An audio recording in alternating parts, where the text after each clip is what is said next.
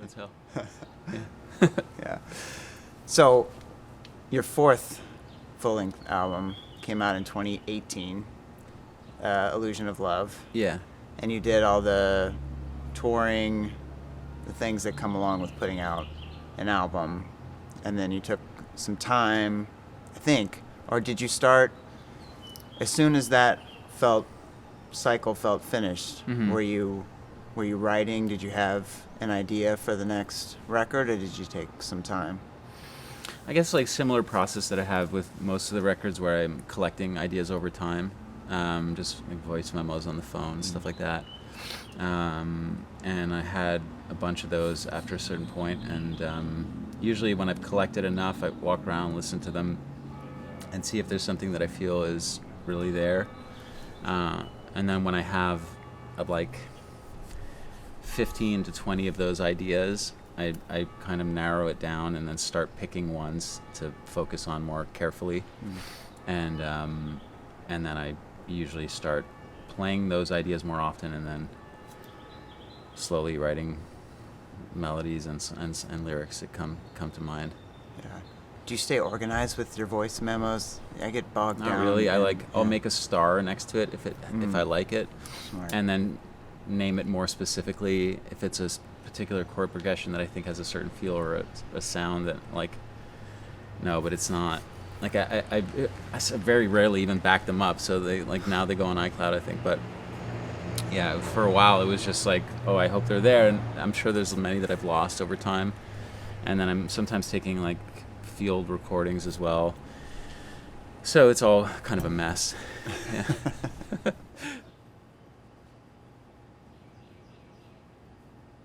So then, when do you know that you have an album, that it's time to book time and an album is happening?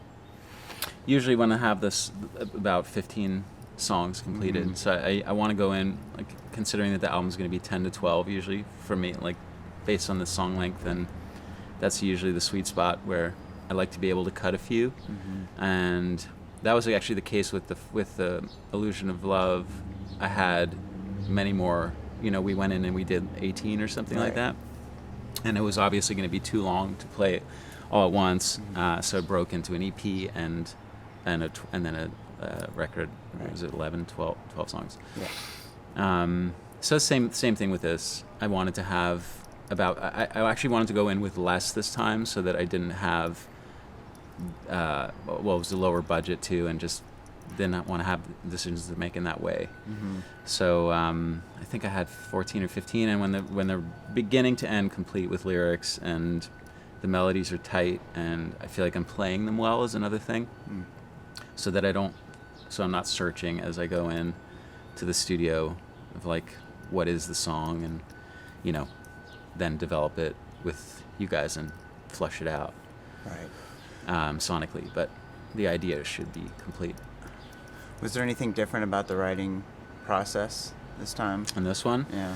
I mean, it was different because of COVID and being home and stuck in place. I mean, I actually went out to LA because my friend's apartment was free, and in the new year, I often get in a kind of a January slump, and I wanted to go and get some work done, so I flew out to LA in January, and I was there for 10 days, and I got a leg up and started writing a few.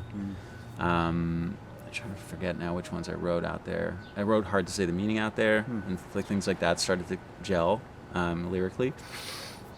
And then after that I came back, and I wanted to continue that flow, and I didn't have a studio in the city at the time, so I rented a house in the Catskills, and I was doing that, and when that was winding down, I came back to the city, and then I didn't really have a plan after that, and then COVID struck, and then I went up to the family home in the Adirondacks with my wife and the dog. So we were trying to find privacy within that in the wintertime, and it's like you spend a lot of time indoors, and so that process was different in that we were really stuck in that one place for a long time, and so I was out writing if I was writing lyrics, I could sometimes take a long walk and work on it that way, which is part of the process. Yep. And then she would give me a room and go out for a long walk herself so that I could have the house and make some noise and try to figure out what I was doing. Yeah. So that was that. And then, so that was different because moving around is usually part of the process for me, where I like to be in different places and then take the songs to different places so that I can have fresh ideas. And if I'm stuck and I'm missing a verse somewhere or whatever, sometimes changing my geography will help. Right.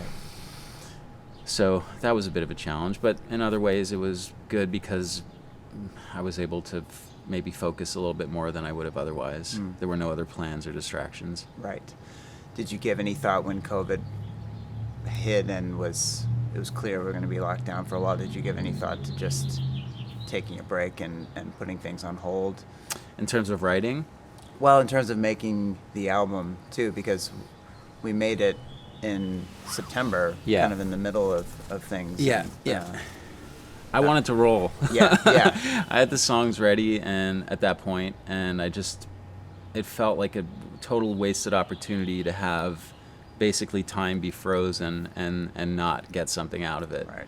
So making the record felt really key. And then I also knew that, well, my wife was pregnant and we had a baby on the way, and I didn't want those things to overlap. So I quite carefully planned when the album needs to be done and all that, so that I wasn't doing these two momentous things at once. Right. And it worked out.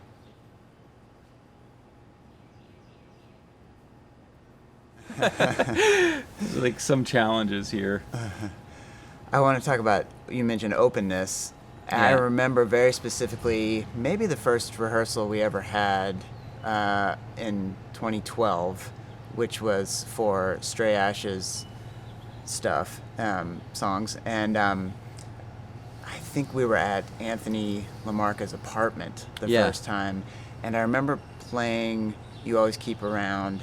And I had heard the song. I knew basically what I was supposed to be doing, but I didn't know it all that well. And I remember a point where you were like, the bass drum goes right here and the tambourine goes right here, and it was a moment for me to realize, oh, he knows every note, which I should have already known because you played it all and you made it by yourself. Yeah. But it was a jarring thing to realize that you were hearing what I was doing and that you knew exactly where everything was supposed to be. Right. And not that you were too forceful about it, or that I felt like you were being a dictator about it or anything, but it was interesting, and it just feels like, I guess it's also establishing trust, like we talked about with Dan, and establishing more of an openness over time. Mm-hmm. I feel like we still collaborate. For me, on drum parts, I love being able to bounce ideas and hear your input and try things and come to a place, but it definitely feels, especially with this record, I think because we had less time to rehearse, that there is more of an openness to trust me and probably everyone involved to do their thing. Yeah, well, I find that as you do something more and you get better at it, you also know better how to choose people and have an intuition about who you're choosing to do stuff with. And with you and I, for instance, we've been collaborating so long that I know that you have good things to contribute, and that I should just give you room to do that. The same was true with Logan. Like, I wanted to play with Logan because he's great, and he does really inventive stuff that I could never think of, or that I could never think to ask him to do. Right. So I think it's that if you choose the people that you think are right for it, and you give them more room, you're bound to get a better result, and you can always shape it a little bit, and it doesn't take that much. So I think that's a growth since that first time we were playing together.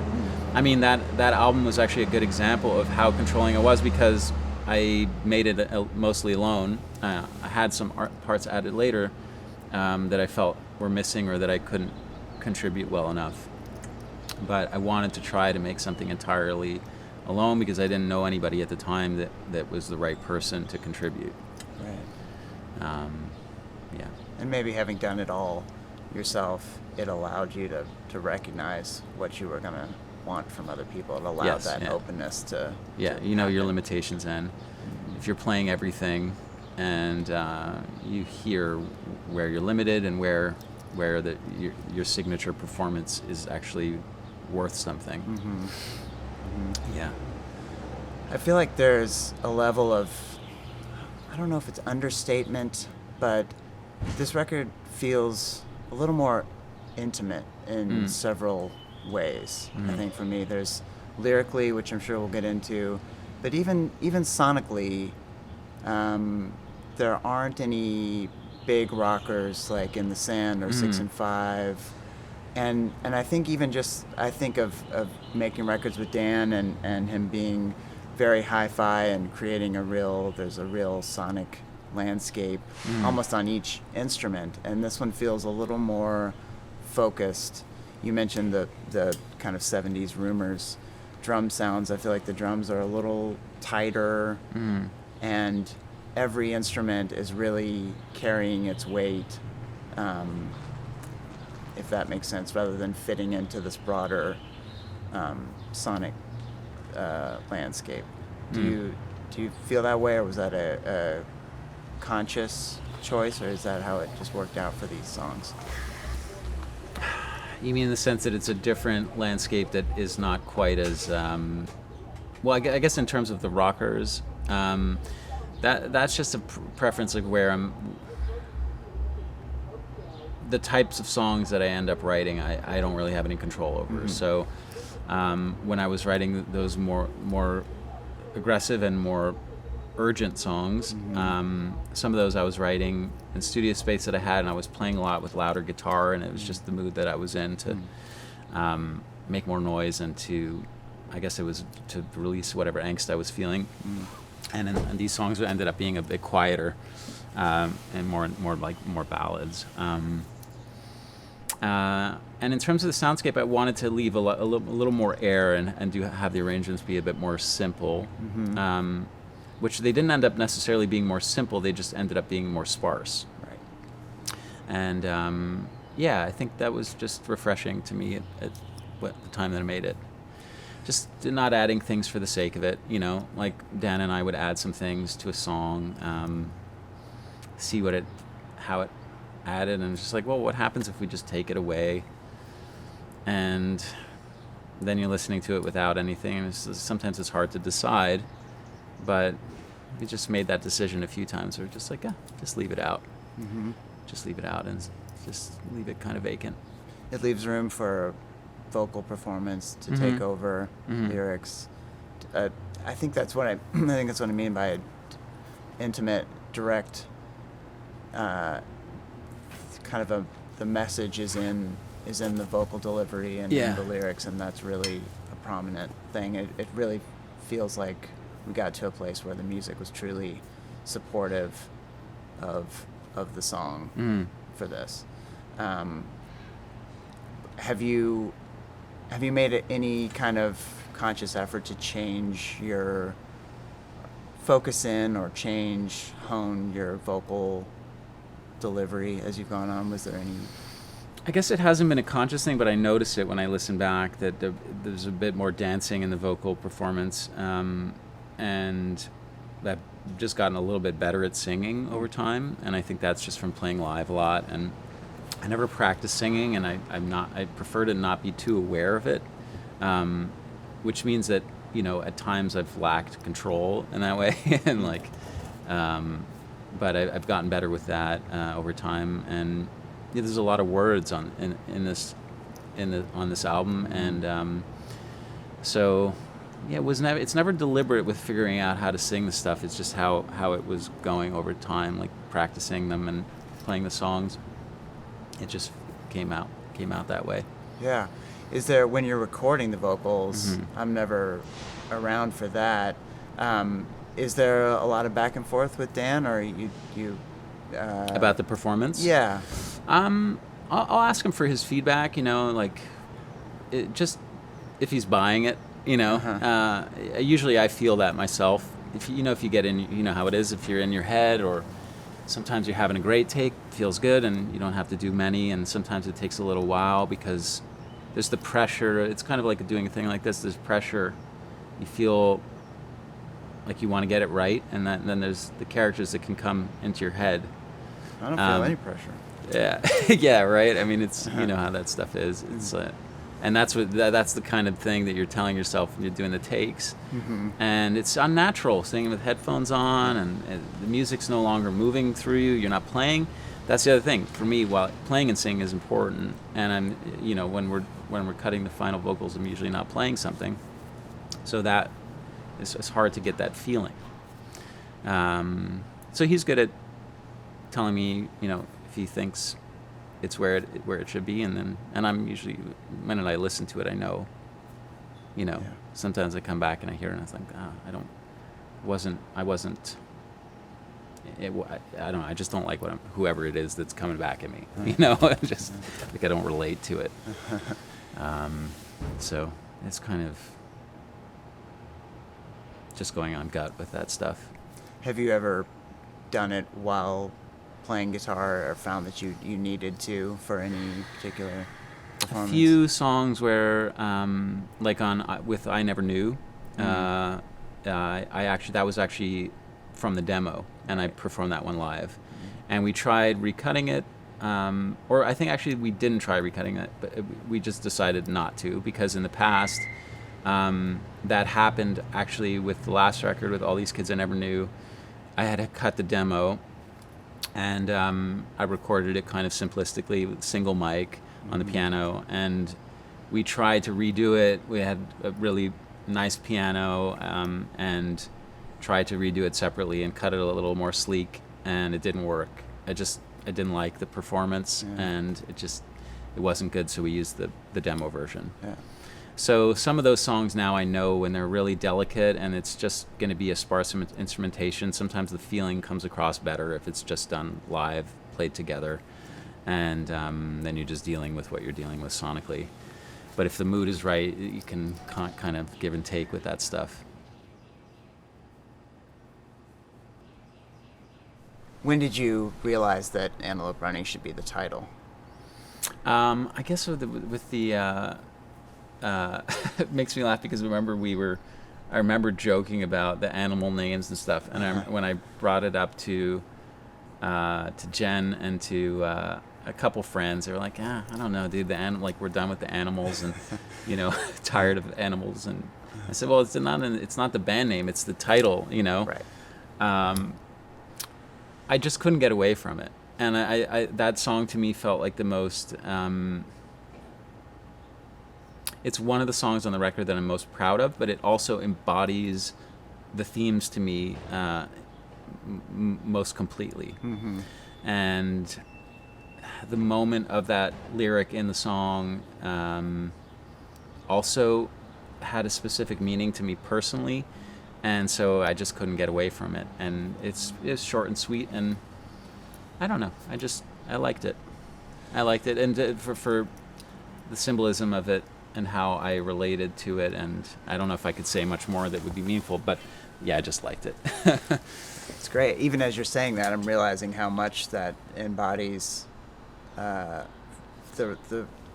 process for me too, because it's one of the, as we said, kind of the storytelling kind of song, feels very intimate, kind of the story of it, like you're watching You Have a Day, just from close by, very specifically. Yeah. Also, it's a longer song. It seems to tie into that openness that we were talking about, that it's very live, the performance of it, and it really takes its time. Feels very confident to me that it takes its time developing, and we all felt like we played pretty freely on it. And sonically on that song, that's a different, you used a Prophet. Yeah. And that's a new thing. You got that before. Yeah, it was actually a gift. Chris bought that for me, and it's something I'd been wanting for a while, because on the other records we used the Prelude a lot, and I love the sound of that. It's the string synth, and it sounds beautiful, but it's limited, and you know you can't get a lot of that. It's a string synth, so it's not. It has those specific tones, like flute tones, string tones, brass, and the Prophet. What I liked with the Rev 2 is you can save the sounds because it has a digital interface, but it's still running analog circuitry. And so, but I wrote that song on the piano, and I remember we were trying it in rehearsal with the piano, and it just started to feel too similar to other songs that I had already. Arpeggiating things like Reminders Defeats has that pattern, and Sister Eye, and I just wanted to have a different soundscape. I got a little tired of that thing, and I just thought, I remember that morning I was spending a lot of time getting the right sound, because it plays through the whole song. And if you don't have the right sound, you get so tired of it by the end, after 8 minutes or whatever, however long that song is. So I wanted to get it right. And that felt like a comfortable sound, and we tweaked it a little bit afterwards to further just blend it in, so that it's just kind of, we wanted it to feel like it's almost subliminal by the end of it. Right. And then the piano we ended up adding in the end, so we did get that girth from it also. You mentioned Chris Abbott. He directed the video for Go Lightly. Yeah. How did that come about? It was his idea to use the still images and tell it that was story. entirely his idea. Chris has been a friend for a really long time. We lived together for years, and he's been a big supporter of my art, and vice versa. Like, have a mutual respect for each other's work, and so I gave him the copy of the record early on, and he had been listening to it a lot. And he wanted to try directing something, because we'd collaborated in other ways where he was acting in the videos, and he's been on shoots helping and doing things, and so he wanted to direct something. And so we were working with, it was, we couldn't have a big crew. It was hard to do things with COVID still at that time. And he was coming up to visit at the house often, and so he came up with that idea. And so my wife's a photographer. He borrowed her camera. So the Contax G2 is a film camera. And we just shot many rolls. And that was all his idea. And then our friend Matt Hannum, who's a really great editor, helped to kind of with the pacing of it. And we shot it all. It was in February, and it was raining, and it was just like it was just very weird weather. But it was, we hung out while we did it, and it was a fun experience. I noticed just with the still images, it's not something I'd really thought about before. I'd seen things, not exactly like that, certainly, but things that use still images, and it just struck me with this video that there's kind of a whole world in each little one, even though it's passing by very quickly. Felt very different from if it was a video of you moving through, because of it somehow brought the scenery more into focus for me somehow, just because each image is its own little story rather than seeing a continuous story, it's a cool idea. Yeah. I didn't even know if it was going to work, and I was I was skeptical of it, at first when he was talking about it. It worked out very well in the end. It's beautiful. Yeah. And the other, you've put out multiple videos, but Brady, your friend. Yeah, Brady Corbet. Did a video for The Stream Rushes On. Yeah. So he shot that. He surprised me with that one. We had talked about doing another video because he did one for Sister Eye on the last record. And we collaborated on that and went down to Kentucky.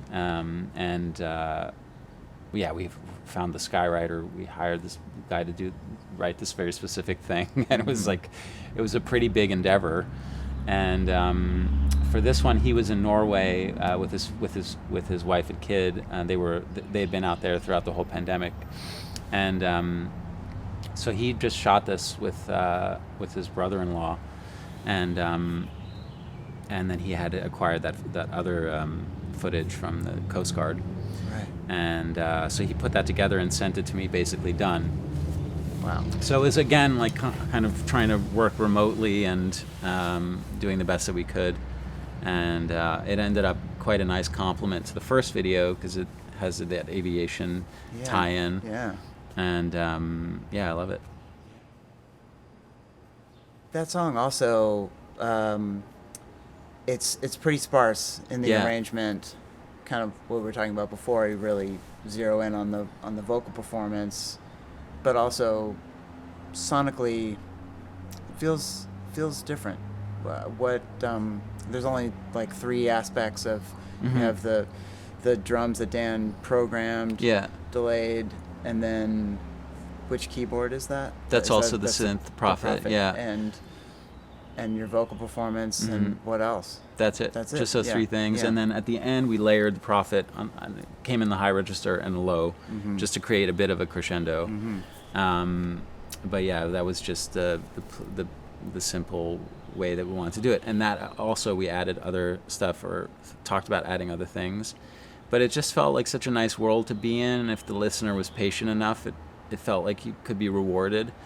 There were times I remember in the recording when I was listening to it and I thought, like, I don't know, it was losing me, and I felt like something needed to happen. But I don't know. It was again one of those things where it felt better to leave it alone.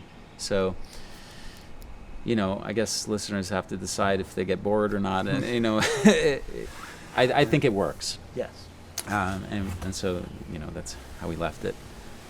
I agree. It works. That's interesting to think. Sometimes you have to resist that impulse. Sometimes you just know that something else has to come in, and sometimes you have to think twice about whether you need to keep piling stuff on. Yeah, in that minimalist approach, you add something if it's absolutely necessary. And that was we weren't working in an extreme kind of regimented way around that, but it ended up being the philosophy of sorts. But some songs are maximalist, like Challenger has a lot of parts and layers, and there's tons of layers of synth and guitar on that.